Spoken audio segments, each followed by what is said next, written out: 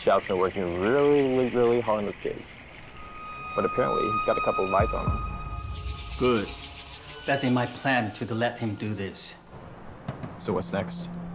Just continue the plan. You can stop tracking temporarily and make sure you don't expose yourself. Copy that, sir.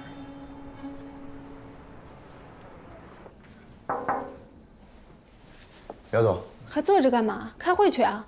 开什么会啊？今天第2轮谈判你不知道吗？我不是没资格参加吗？我已经跟庞总那边打过招呼了，你可以去旁听，赶紧的。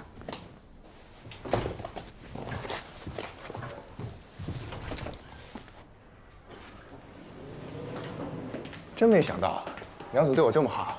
你是说我平时对你不好？没有，当然不是这个意思。你觉不觉得2次谈判间隔这么？